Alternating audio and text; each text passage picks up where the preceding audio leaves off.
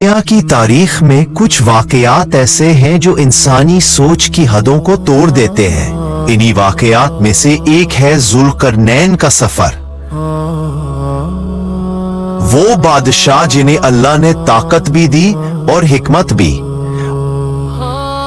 और फिर याजूज और माजूज, वो कौम जिनका जिक्र सूरतुल कहफ में मौजूद है। एक कौम जिसका ज़हूर क़यामत की बड़ी अलामात में से एक है। इस दस्तावेजी फिल्म में हम सिर्फ कुरानी वाक़यात, सही अहादीस और मोतबर तारीख से चलेंगे, कोई अफसाना नहीं। कुरान जुल्करनैन को एक अजीम बादशाह के तौर पर पेश करता है।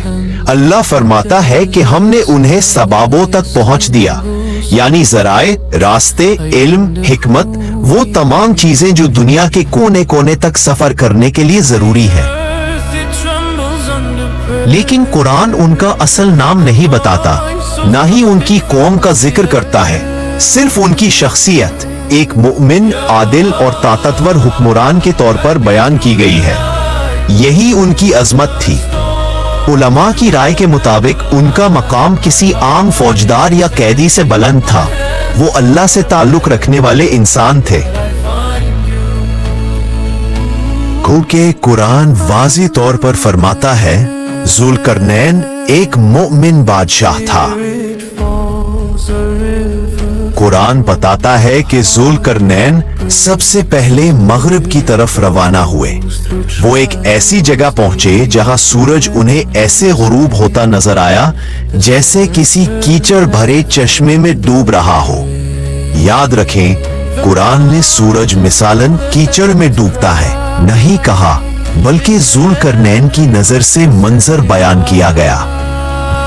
वहां उन्हें एक कौम मिली जो बहुत नाफरमान और शिर्क करने वाली थी।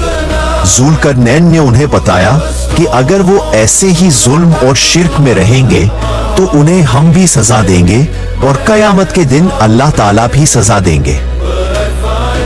लेकिन जो नेक अमल करेंगे उन्हें अच्छा बदला मिलेगा, हमसे और अल्लाह से भी।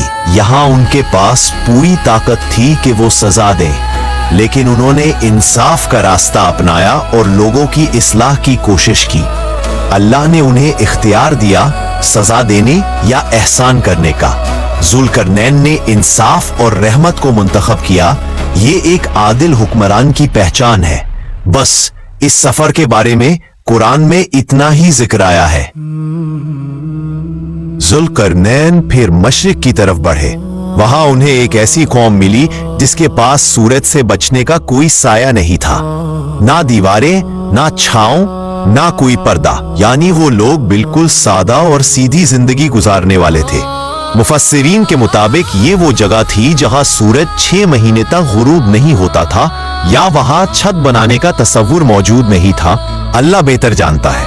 जुल्करनैन ने उनके साथ जंग नहीं की, ना ही उन पर हुकूमत का बोझ डाला, बल्कि उन्हें उनकी हालत पर छोड़ दिया।